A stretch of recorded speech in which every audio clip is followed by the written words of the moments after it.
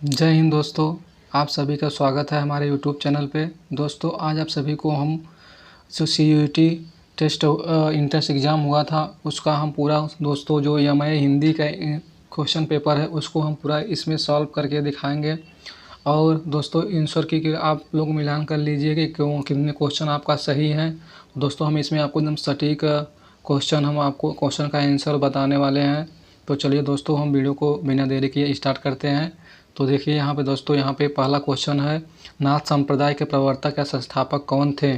तो नाथ संप्रदाय के संस्थापक दोस्तों यहाँ पे देखिए कि गोरखनाथ थे।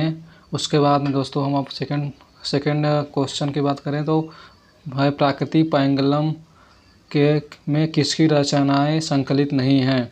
तो इसमें विद्यापति की और जो है प्राकृति पैंगलम में रचनाएं संकलित नहीं हैं दोस्तों।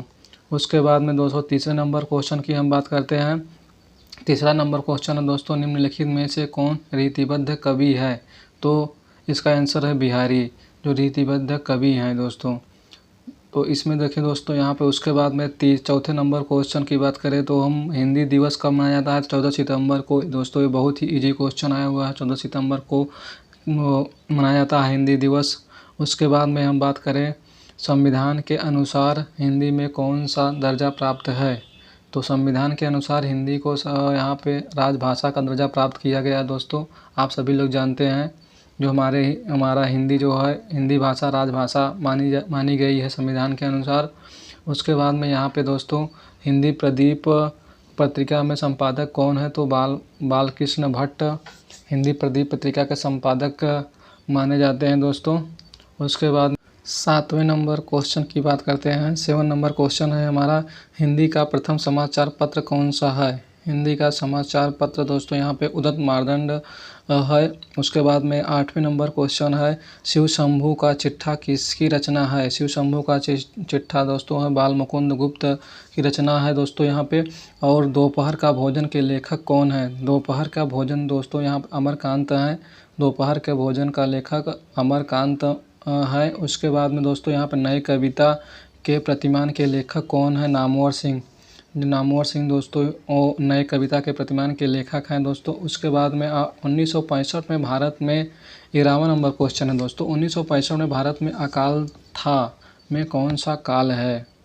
तो दोस्तों यहाँ पे था लग रहा है तो यहाँ पे देखिए यहाँ पे 1965 में अकाल था तो पूर्ण भूतकाल होगा दोस्तों। और उसके बाद में 12 नंबर क्वेश्चन है, स्मृति रेखा किसकी रचना है। स्मृति रेखा महादेवी वर्मा की रचना है दोस्तों स्मृति रेखा। और 13 नंबर क्वेश्चन है दोस्तों यहाँ पे आपको दिखा रहे हैं, गारसा द तासी कृत इस्तवार द ला लिटरेत्यूर ये दुई हिंदुस्तानी के भाषा है फ्रेंच। दोस्तों यहाँ पे 13 नंबर क्वेश्चन आपका फ्रेंच होगा इसका आंसर।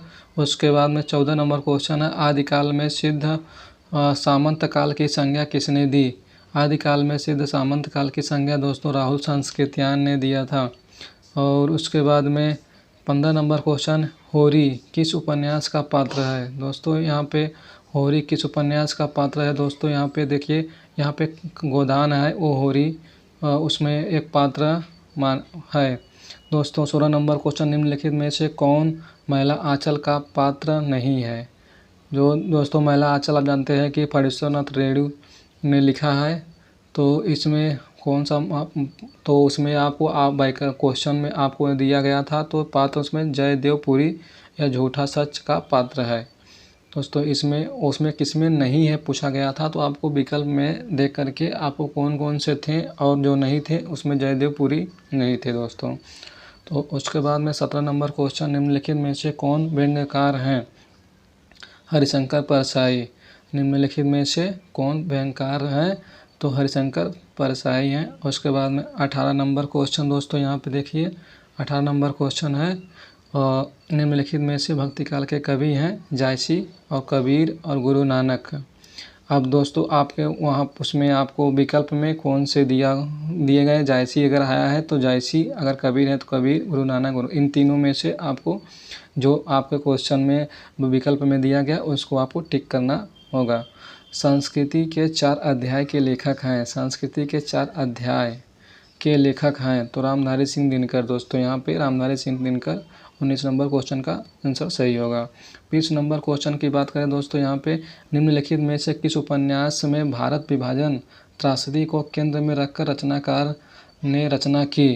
तो इसमें झूठा सच। झूठा सच दोस्तों यहाँ पे भीष्म स्वामी द्वारा लिखा गया था। तो उसमें ये जो है भारत विभाजन का त्रासदी का केंद्र को रखकर रचना की गई थी। फिर 21 नंबर क्वेश्चन की बात करें दोस्तों यहाँ पे, संप्रदाय के प्रवर्तक कौन थे? 21 नंबर क्वेश्चन, संप्रदाय के प्रवर्तक कौन थे? रामानुजाचार्य। रामानुजाचार्य संप्रदाय के प्रवर्तक थे। उसके बाद में दोस्तों 22 नंबर क्वेश्चन की बात करें, आचार्य रामचंद्र शुक्ल कृति हिंदी साहित्य का इतिहास का प्रथम प्रकाशन वर्ष क्या था? यहाँ पे दोस्तों यहाँ पे सन पूछ लिया गया है। तो हिंदी साहित्य का जो इतिहास जो काफ़ी फेमस है, उसमें 1929 में इसका प्रथम प्रकाशन किया गया था दोस्तों। उसके बाद 23 नंबर क्वेश्चन की बात करें तो शब्द शक्ति कितने प्रकार की होती हैं? शब्द शक्ति कितने प्रकार की होती हैं दोस्तों? यहाँ पे शब्द शक्ति 3 प्रकार की होती हैं। और 23 नंबर क्वेश्चन 3 प्रकार की होती हैं, आंसर सही होगा। और 24 नंबर क्वेश्चन दोस्तों बताया गया है सुमेलित कीजिए। तो आपको सर उसमें सुमेलित करना होता है। तो इसमें देखिए हम इसमें बताया गया है कि जो सुजान प्रबंध है इसको घनानंद ने लिखा था और उसके रचना की थी। और उसके बाद में बी नंबर पे रसराज तो मतिराम हो गया, ठीक होगा। सतसई बिहारी ने रचना की थी और कवितावली को तुलसीदास ने रचना की थी। दोस्तों इस तरीके से आपको क्रमवार आपको मिलान करना पड़ेगा। 25 नंबर क्वेश्चन की बात करें तो काव्यशास्त्र से संबंधित अभ्यास का संबंध किससे है? तो काव्य हेतु। 25 नंबर क्वेश्चन दोस्तों काव्य हेतु, इसका आंसर सही होगा। उसके बाद 26 नंबर क्वेश्चन की बात करते हैं दोस्तों, अर्थ धन काम मोक्ष किसके अंतर्गत आते हैं? काव्य प्रयोजन में। दोस्तों काव्य प्रयोजन में अर्थ धन काम मोक्ष किसके अंतर्गत आते हैं? काव्य प्रयोजन में। उसके बाद में 27 नंबर क्वेश्चन का शब्दार्थों सहितो काव्यम किसे कहा गया? तो इसमें शब्दार्थों सहितो काव्यम तो भामह ने कहा है। इस तरीके से दोस्तों काव्य के बारे में उन्होंने भामह ने इस तरीके से उन्होंने एक परिभाषा दी है। 28 नंबर क्वेश्चन दो, निम्नलिखित नाटकों का प्रकाशन वर्ष के अनुसार सही अनुक्रम है? तो 28 नंबर दोस्तों यहाँ पे निम्नलिखित नाटकों का प्रकाशन वर्ष अनुसार सही क्रम है। तो पहला अंधेर नगरी, इसकी पहली रचना हुई थी। दूसरे नंबर पे अजात शत्रु, तीसरे नंबर पे आगरा बाजार, चौथे नंबर पे कोर्ट मार्शल। दोस्तों इसका ये सही क्रम होगा। 29 नंबर क्वेश्चन की बात करें, निम्नलिखित कहानियों का प्रकाशन वर्ष के अनुसार सही अनुक्रम है? तो इसमें होगा उसने कहा था और ये जो है जिसमें है हाँ दोस्तों इसमें उसने कहा था, ये किसने लिखा है इसमें ध्यान नहीं आ रहा है मुझे। इसको मैं पढ़ा हुआ हूँ BA फर्स्ट ईयर में। इसका ये कहानी है लहना सिंह वाला है। और पूस की रात और दूसरे नंबर पे है दोस्तों। उसके बाद में शरणार्थी तीसरे नंबर पे है और फैंस के इधर उधर। तो उसके बाद में ये 29 नंबर क्वेश्चन होगा। 30 नंबर के क्वेश्चन की बात करें तो निम्नलिखित साहित्य इतिहास ग्रंथों का प्रकाशन वर्ष अनुसार सही अनुक्रम है? तो इसका दोस्तों यहाँ पे प्रकाशन वर्ष के आपको बहुत ही ज़रूरी है दोस्तों, कौन सा रचना किस सन में हुआ था और उसको कौन सा पहले हुआ था, उसको आपको ध्यान रखना है। देखिए इसमें आंसर में आपको पहले नंबर पे है इस्तवार दला लिटरेटिव एंडुअम ए हिंदुस्तानी। दूसरे नंबर पे दोस्तों शिव सिंह सरोज। तीसरे नंबर पर the modern vernacular literature of the northern Hindustan. उसके बाद में चौथे नंबर दोस्तों हिंदी साहित्य की भूमिका। अब उसके बाद हम 31 नंबर क्वेश्चन की बात करते हैं दोस्तों, निम्नलिखित कवियों का जन्म काल के अनुसार सही अनुक्रम बताइए। तो दोस्तों यहाँ पे सही अनुक्रम है, पहले नंबर पर सराफा, दूसरे नंबर पर मीराबाई, तीसरे नंबर पर बिहारी, चौथे नंबर पर महावीर प्रसाद द्विवेदी। तो दोस्तों यहाँ जन्म काल के अनुसार अनुक्रम जो है आपको लगाना, ये चीज़ सही होगा। 32 नंबर क्वेश्चन की बात करते हैं दोस्तों। यहाँ पे 32 नंबर क्वेश्चन हमारा है, यहाँ पे निम्नलिखित कवियों का जन्म काल के अनुसार सही अनुक्रम है। तो पहले नंबर पे जन्म काल अमीर खुसरो, उसके बाद मलिक मोहम्मद जायसी, नूर मोहम्मद असद जैदी। ये दोस्तों ये इस तरीके से जन्म काल है।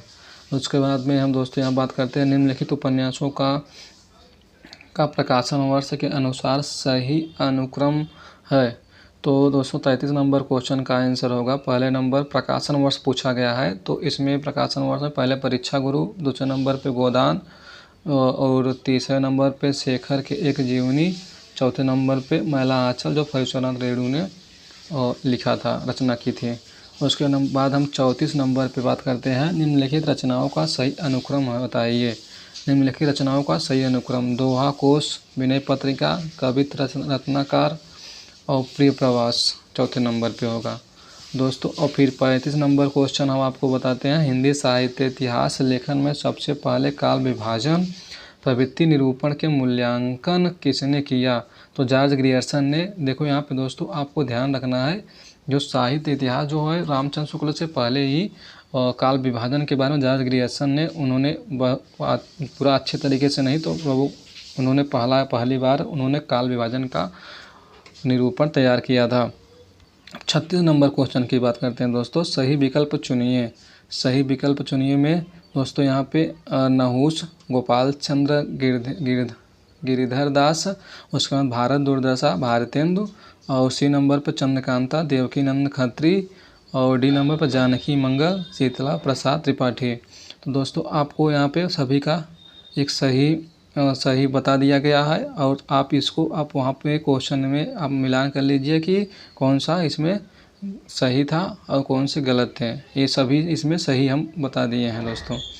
और उसका 37 नंबर, निम्नलिखित में से कौन आदिकाल ग्रंथ है? ये 37 नंबर क्वेश्चन है दोस्तों, निम्नलिखित में से कौन आदिकाल ग्रंथ है? तो इसका उत्तर होगा पृथ्वीराज रासो, परमाल रासो, हमीर रासो। अब आपके क्वेश्चन में जो विकल्प में जो भी है उसको आप सही मानेंगे। ये चीज़ें जो है पुराने जो आदिकाल ग्रंथ हैं तीनों, अब आपके विकल्प में जो दिया रहेगा उसको सही मानना है आपको। निम्नलिखित में से फणीश्वरनाथ रेणु के उपन्यास हैं दोस्तों। निम्नलिखित में से फणीश्वरनाथ रेणु के उपन्यास है तो इसमें ये तीनों हैं और उसमें आपके क्वेश्चन में दोस्तों आपको विकल्प में जो दिया गया है उसको आपको सही मानना है। इसमें जुलूस है, मैला आंचल है और उसी प्रति परिकथा, ये 3 उपन्यास हैं उनके फणीश्वरनाथ रेणु के। अब आपके कौन सा विकल्प में दिया था इसमें इनमें से आपको उस पर टिक करना सही माना जाएगा। और 39 क्वेश्चन, निम्नलिखित में से रामविलास शर्मा की रचना दोस्तों, रामविलास शर्मा की रचना रामचंद्र और उनका युग, रामचंद्र और उनका युग, और उसके बाद भाषा और समाज, निराला के साहित्य साधना, ये तीनों रचना है दोस्तों। और उसके बाद में 40 नंबर क्वेश्चन की बात करते हैं, और प्रत्येक देश का साहित्य वहाँ की जनता की चित्तवृत्ति का संचित प्रतिबिंब किसका मानना था? प्रत्येक देश का साहित्य वहाँ की जनता की चित्तवृत्ति का संचित प्रतिबिंब किसका मानना था? तो रामचंद्र शुक्ल, ये इनका कथन है दोस्तों, इन्होंने इस तरीके से कहा था। उसके बाद में हम बात करते हैं 41 नंबर क्वेश्चन, वो साहित्य जन समूह के हृदय का विकास है, किसका कथन है? बालकृष्ण भट्ट दोस्तों। यहाँ पे बालकृष्ण भट्ट इन्होंने इस कथन कहा था, साहित्य जन समूह के हृदय का विकास है। तो दोस्तों अभी दोस्तों आप सभी को, अगर आप लोगों को सटीक आंसर हम बता रहे हैं, अगर इसमें आप लोगों को अच्छा लग रहा हो वीडियो को दोस्तों लाइक कीजिएगा और शेयर कर दीजिएगा अपने दोस्तों के पास, और हमारे चैनल को सब्सक्राइब जरूर कीजिएगा दोस्तों। अब उसके बाद में हम आपको 42 नंबर क्वेश्चन के बताते हैं दोस्तों। 42 नंबर क्वेश्चन हमारा, लोकनायक वही होता है जो समन्वय करने की अपार धैर्य लेकर आया हो, इसका किसका कथन है? दोस्तों ये कथन और पूछ रहा है कि किसने यह कथन कहा था। तो यहाँ इसका आंसर होगा 42 नंबर का दोस्तों, हजारी प्रसाद द्विवेदी ने कहा था। उसके बाद में दोस्तों यहाँ पे हम बात करें 43 नंबर क्वेश्चन, संतान को कहाँ सिकरी सो काम किसकी? संतन को कहाँ सिकरी सो काम किसकी पंक्ति है? तो कुंभन दास ने कहा था दोस्तों। यहाँ पे कुंभन दास का एक कथन है। तो उसके बाद में दोस्तों यहाँ पे हम 44 नंबर क्वेश्चन की बात करते हैं, सतसैया के दोहरे जो नावक के तीर देखत में छोटे लगे बधे सकल शरीर, ये किसके संदर्भ में कहा गया है? तो बिहारी के बारे में संदर्भ में कहा गया है दोस्तों। और उसके बाद में दोस्तों यहाँ पे देखो दोस्तों, यहाँ पे उसके बाद में 45 नंबर क्वेश्चन है, रामचंद्र की रचना कौन सी है? प्रेमचंद की रचना कौन सी है? तो इसमें तीनों का बताया गया है। यहाँ पे बड़े घर की बेटी, कफन, पूस की रात, ये प्रेमचंद की रचना है दोस्तों। अब इसमें से आपको कौन सा क्वेश्चन आपको क्वेश्चन विकल्प में आया था उसको आपको सही मानना है। 46 नंबर, स्वर संधि के कितने भेद हैं? 46 नंबर क्वेश्चन है दोस्तों, स्वर संधि के कितने भेद हैं? तो इसमें 5 भेद माने गए हैं स्वर संधि के। 47 एप्लीकेशन का हिंदी अनुवाद। एप्लीकेशन मतलब आवेदन होता है दोस्तों, ये बहुत ही ईजी क्वेश्चन आ गया था आपको। 48 नंबर, रिक्त मुक्त धारा के कवि हैं। रिक्त मुक्त धारा के कवि दोस्तों यहाँ पे इसमें है घनानंद, बोधा और ठाकुर। अब आपके विकल्प में जो भी आंसर आए हैं उसको आपको टिक करना सही माना जाएगा दोस्तों। 49 परिभाषिक अंग्रेजी का किस शब्द का पर्याय है? दोस्तों टेक्निकल। दोस्तों यहाँ प्रयोजन मूलक हिंदी तो पूछी गई है, जो परिभाषिक अंग्रेजी का किस शब्द का पर्याय है? तो टेक्निकल का है। तो 50 नंबर क्वेश्चन पर दोस्तों हम पहुँच चुके हैं। यहाँ पे आपको हम जल्दी आपको सॉल्व करा रहे हैं, क्योंकि आपने जो एग्ज़ाम दिए हैं आप अपना आंसर की मिला सकते हैं कि कितने क्वेश्चन सही है कितने गलत हैं। उसके बाद में दोस्तों आपको उस हिसाब से आपको अपना फैसला लेना है। तो 50 नंबर क्वेश्चन की बात करते हैं। किस उपन्यास में ग्रामीण जीवन तथा कृषि संस्कृति के संदर्भ में चर्चा की गई है या महाकाव्य कहा गया है? तो दोस्तों यहाँ पे गोदान को कृषि संस्कृति के संदर्भ में चर्चा की गई है इसमें, तो गोदान ऑप्शन में तो सही होगा। 51 नंबर दोस्तों, छोड़ ध्रुवों की मृदु छाया, तोड़ प्रकृति से भी माया, बाल तेरे बाल जाल में कैसे उलझा दुलोचन, किसकी पंक्ति है दोस्तों? ये सुमित्रानंदन पंत की, जो छायावादी कवि के माने जाते हैं दोस्तों। ये इस तरीके से उन्होंने रचना की है। तो 51 नंबर क्वेश्चन दोस्तों सुमित्रानंदन पंत जी आंसर सही होगा। उसके बाद में हम दोस्तों बात करते हैं 52 नंबर, निम्नलिखित में से कौन एक पत्र का प्रकार स्वरूप नहीं है? तो समाचार पत्र। इसमें दोस्तों समाचार पत्र जो है वो पत्र का प्रकार स्वरूप नहीं है। और 53 नंबर क्वेश्चन पर दोस्तों हम पहुंच चुके हैं। यहाँ पर 53 नंबर क्वेश्चन पूछ रहा है, समाचार पत्र, पत्रिकाएं एवं पुस्तकों को जनसंचार के किस प्रकार में रखा जाएगा? तो दोस्तों यहाँ पे शब्द संचार माध्यम के रूप में रखा जाएगा दोस्तों। अब 54 नंबर क्वेश्चन की बात करते हैं। दो स्वरों के पास पास आने मेल होने से होने वाले परिवर्तन में कौन सी संधि है? तो इसमें स्वर संधि होगी। 55 नंबर क्वेश्चन दोस्तों, निम्नलिखित में से छायावादी कवि हैं? तो इसमें निम्नलिखित में से प्रसाद, महादेवी वर्मा, पंत दोस्तों और निराला जी हैं। आपके क्वेश्चन आंसर में जो भी आपको विकल्प में दिया होगा इनमें से तो आपको उनको टिक करना है। उसके बाद में दोस्तों यहाँ पे 56 नंबर में डेमी ऑफिशियल लेटर का हिंदी अनुवाद होगा। तो अर्धशासकीय या अर्ध सरकारी पत्र या अर्ध सरकारी पत्र इसका आंसर होगा दोस्तों 56 नंबर का। 57 नंबर सुलेमित कीजिए दोस्तों यहाँ पे, परीक्षा गुरु, लाल श्रीनिवास दास, निर्मला प्रेमचंद, बाण भट्ट की आत्मकथा, हजारी प्रसाद द्विवेदी, और डी नंबर है पृथ्वी पुत्र वासुदेव शरण अग्रवाल। आपको दोस्तों ये सही और सुमेलित होगा। तो आपको जो दोस्तों आपको मिलान करना है कि हमारा सही है कि या गलत है। 58 सुमेलित कीजिए। तो यहाँ पे देखिए दोस्तों 58 नंबर क्वेश्चन आगे पहुँच चुके हैं हम। बिहारी सतसई है, सूरदास सूरसागर रचना की है, कबीर ने बीजक और तुलसीदास बरवे रामायण। इस तरीके से दोस्तों इसका सही होगा। और उसके बाद में हम पहुँच गए 59 नंबर दोस्तों, सुमेलित कीजिए। उत्तर है राम कुमार वर्मा, कबीर का रहस्यवाद, रामचंद्र शुक्ल, गोस्वामी तुलसीदास। और उसके बाद में दोस्तों यहाँ पे सी नंबर पे विश्वनाथ प्रसाद मिश्र बिहारी, गंगा प्रसाद और पांडे, महाप्राण निराला। ये दोस्तों यहाँ पे विकल्प सही होगा। आपका वो सुमेलित तो सही होगा दोस्तों। और 60 नंबर क्वेश्चन पे हम आपको बात करते हैं।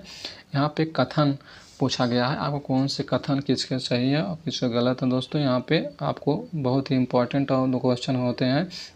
कथन फर्स्ट कहा गया है, प्रयोगवाद की शुरुआत तार सप्तक से मानी जाती है। प्रयोगवाद की शुरुआत तार सप्तक से मानी जाती है दोस्तों।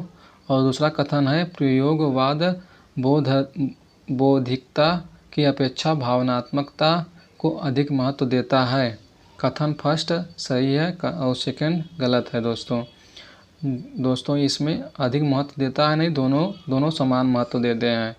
और उसके बाद में हम 61 नंबर के क्वेश्चन की बात करें दोस्तों, यहाँ पे देखिए 61 नंबर क्वेश्चन हमारा है कथन फर्स्ट। इसमें कथन फर्स्ट के बारे में बताया गया है। कथन फर्स्ट, भारतेंद्र युग ने जनता को नवजागरण से जोड़ा। ये बात सही है दोस्तों। और दूसरे नंबर कथन, इस युग में विधवा सुधार, अंधविश्वास विरोधी, सांप्रदायिक विरोधी कविता लिखी गई। तो दोनों कथन दोस्तों सही है यहाँ पे। अब इसके बाद में हम 62 नंबर क्वेश्चन पे आ गए हैं। 62 नंबर क्वेश्चन पहला दोस्तों, कहानी में जीवन के एक भाग की ही व्याख्या अभिव्यक्ति होती है दोस्तों। और ये कहानी में जीवन की एक भाग की अभिव्यक्ति होती है।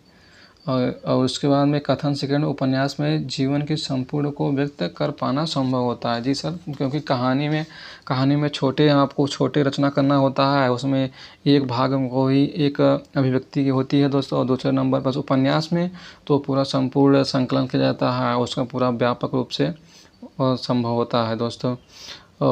तो इसमें दोस्तों दोनों कथन सही होगा। उसके नंबर बाद में 63 नंबर पे क्वेश्चन पे आते हैं। कथन से फर्स्ट, मध्यकालीनता अवरोध, जड़ता और रूढ़िता के वाहक रही है। कथन सेकंड में है, आधुनिकता के मध्यकालीनता से हटकर स्वतंत्रता, न्याय और बंधुत्व की भाव जागृत किया गया है। दोस्तों यहाँ पे दोनों कथन सही हैं। अब 64 नंबर क्वेश्चन की बात करते हैं। 64 नंबर कथन, भारतेंदु ने नाटकों को साहित्यिक रूप दिया। ये बात सही है दोस्तों। कथन सेकंड में, उन्हें पारसी रंगमंच के हल्के रूप रंग पसंद नहीं थे, वे नाटकों में गांधीर्य चाहते थे। जी तो सही बात है। यहाँ जो इस तरीके से जो हमारे पाश्चात्य संस्कृति थी उसको पारसी जो रंगमंच थे उससे जो वो पसंद नहीं करते थे, और नाटकों के माध्यम से गंभीर चाहते जिससे कुछ सीख मिले। दोस्तों यहाँ पे कथन दोनों सही होगा। उसके बाद हम 65 नंबर क्वेश्चन के आते हैं दोस्तों, स्थापना ए रामचंद्र शुक्ल।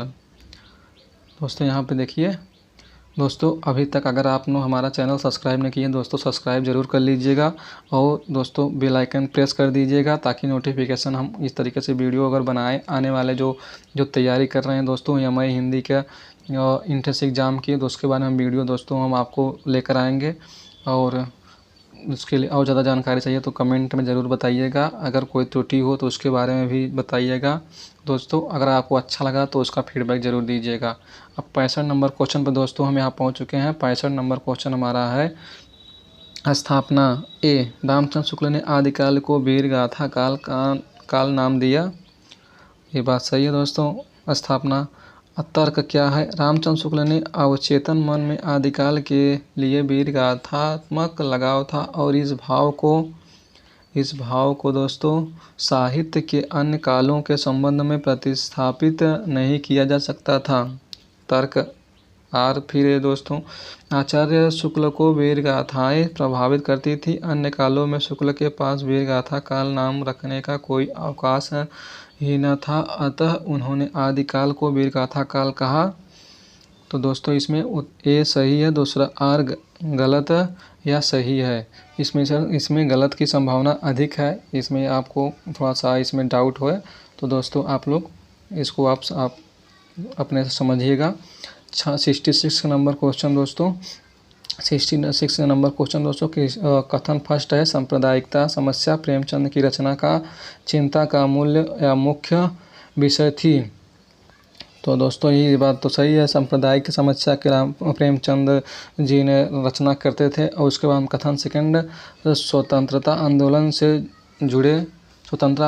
जुड़े होने के कारण वे सांप्रदायिकता को राष्ट्र की एकता में बाधक मानते थे। ये बात सही है दोस्तों। और सांप्रदायिकता न रहे ये चीज़ उन्होंने पूरी जोर दिया है, उसके बारे में उन्होंने उजागर भी किया है। दोनों कथन सही हैं दोस्तों। उसके बाद में 67 नंबर की बात करते हैं। कथन फर्स्ट, प्रेमचंद की रचनाओं में सामंतवाद और महाजनी सभ्यता व्यक्त है। और ये बात सही है दोस्तों। और कथन सेकंड में प्रेमचंद की रचनाओं में जनवादी चेतना का नितांत अभाव था। नहीं नहीं, ऐसा बात नहीं है। उस समय भी लोग जागरूक थे और अपने अपने अधिकार के लिए लड़ाई लड़ रहे थे। तो पहला कथन सही होगा, दूसरा गलत होगा। तो 68 नंबर क्वेश्चन की बात करें तो कथन फर्स्ट प्रगतिवाद एवं वैचारिक आंदोलन था। कथन फर्स्ट में प्रगतिवाद एक वैचारिक आंदोलन था। कथन सेकंड में आधुनिक काल में समानता, स्वतंत्रता और बंधुत्व की भावना बढ़ाने में प्रगतिशील आंदोलन का महत्वपूर्ण योगदान रहा। तो इसमें दोस्तों पहला कथन है प्रगतिवाद में वैचारिक आंदोलन था। ये कथन पहला सही है और दूसरा भी दोस्तों सही है, क्योंकि उस समय आधुनिक काल में समानता, स्वतंत्रता, बंधुत्व की भावना को बढ़ाने के लिए महत्वपूर्ण योगदान दिया जा रहा था। और 69 की बात करें, कथन फर्स्ट फोर्ट विलियम कॉलेज ने खड़ी बोली के विकास में अमूल्य योगदान दिया। ये बात तो सही है दोस्तों। फोर्ट विलियम कॉलेज की स्थापना होती है तो काफ़ी विकास, हिंदी का विकास होता है। कथन सेकंड अंग्रेज, ब्रिटिश औपनिवेशिक शासक खड़ी बोली का विकास प्रचार कर देसी भाषाओं के पीछे हाशिए पर धकेलना चाहते थे। ये बात गलत है दोस्तों, ऐसा कुछ भी नहीं है। इसमें तो दोस्तों सेकंड में थोड़ा डाउट है, आप लोग इसको अपने से थोड़ा सा समझ विचार करके आप लोग सॉल्व कीजिएगा। 70 नंबर क्वेश्चन दोस्तों, कथन फर्स्ट हिंदी नवजागरण के प्रवर्तक ज्योतिबा फुले हैं। और कथन सेकंड है द्विवेदी युग के नवजागरण अवरुद्ध हुआ या है। तो दोनों कथन गलत है दोस्तों, ऐसा नहीं है। हिंदी नवजागरण के ज्योतिबा फुले नहीं, वो समाज सुधारक थे। और दोस्तों उसके बाद में हम 71 नंबर क्वेश्चन पे पहुंच चुके हैं दोस्तों। कथन फर्स्ट है जनता के चित्तवृत्ति जैसे जैसे बदलती जाती है, साहित्य भी उसी तरह परिवर्तित होता जाता है। कथन सेकंड में जनता की जाति समाज जैसा होता वैसे ही साहित्य होता है। दोनों कथन सही है, सही बात है दोस्तों। 72 नंबर क्वेश्चन की बात करें, कथन फर्स्ट है बिहारी गागर में सागर के कवि हैं। ये बात सही है दोस्तों। उसके बाद में कथन सेकंड है घनानंद प्रेम के पीर के कवि हैं। तो दोनों कथन सही है दोस्तों। प्रेम के पीर जायसी भी कई माने जाते हैं और घनानंद भी माने जाते हैं दोस्तों। और उसके बाद में हम 73 नंबर क्वेश्चन की बात करते हैं। कथन फर्स्ट में भारतेंदु का रचना युग संक्रांतिकालीन समय से प्रवृत्त था। कथन सेकंड में भारतेंदु युग की रचनाशील में मध्ययुगीन तत्वों का सर्वथा अभाव था। तो उत्तर कथन फर्स्ट सही है, दूसरा गलत है दोस्तों। अभाव मध्यकालीन युग तत्वों का अभाव, सर्वथा अभाव नहीं था दोस्तों। और उसके बाद में 74 नंबर क्वेश्चन की बात करें दोस्तों, यहाँ पे 74 नंबर क्वेश्चन, निम्न में से कौन हालावादी कवि थे। तो हरिवंश राय बच्चन हालावादी कवि माने जाते हैं दोस्तों। जैसे उन्होंने मधुशाला की रचना की थी तो हालावादी कवि इसलिए माने जाते हैं। एक प्रश्न 75 प्राप्त नहीं हुआ है दोस्तों, आप लोग अपने से वो सॉल्व कर लीजिएगा। तो बहुत बहुत धन्यवाद दोस्तों आप लोगों को अंत तक देखने के लिए। और उसके बाद हमारा चैनल अगर आप लोग सब्सक्राइब नहीं किया सब्सक्राइब ज़रूर कीजिएगा दोस्तों। तो इसके बस इसी इतना आप लोगों को पूरा सॉल्व करके बताया दोस्तों। आप सभी को अंत तक देखने के लिए बहुत बहुत धन्यवाद। और जय हिंद, जय भारत।